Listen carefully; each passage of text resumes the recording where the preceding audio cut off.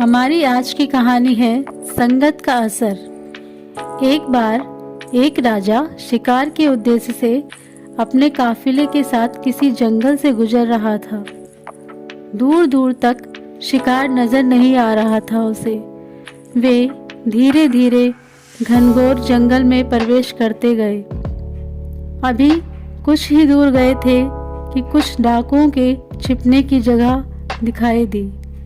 जैसे ही वे उसके पास पहुंचे कि पास के पेड़ पर बैठा तोता बोल पड़ा, पकड़ो पकड़ो, एक राजा आ रहा है। इसके पास बहुत सारा सामान है, लूटो लूटो, जल्दी आओ आओ।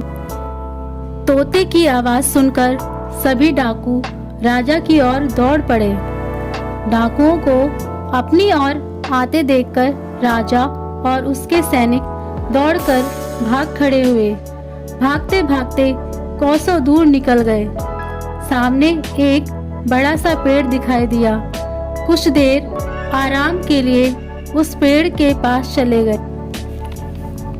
जैसे ही पेड़ के पास पहुंचे कि उस पेड़ पर बैठा तोता बोल पड़ा, आओ राजन, हमारे साधु महात्मा की कुटिया में आपका स्वागत है।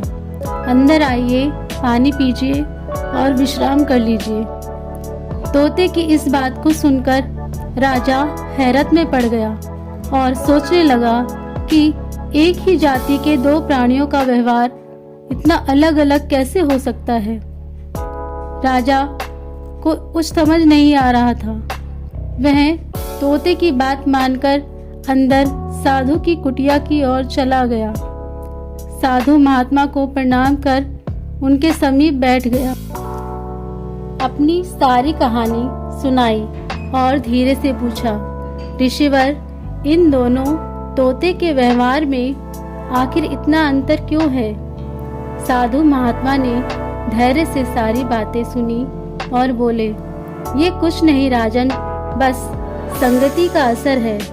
डाकुओं के साथ रहकर तोता डाकुओं की तरह व्यवहार करने लगा है, उनकी ही भाषा बोलने लगा है। अर्थात जो जिस वातावरण में रहता है वह वैसा ही बन जाता है। कहने का तात्पर्य है कि मूर्ख भी विद्वानों के साथ रहकर विद्वान बन जाता है, और अगर विद्वान भी मूर्खों की संगत में रहता है तो उसके अंदर भी मूर्खता आ जाती है। इसलिए हमें संगति सोच समझकर करनी चाहिए। अगर हमारी कहानी अच्छी लगे तो प्लीज़ लाइक, शेयर और सब्सक्राइब जरूर करें।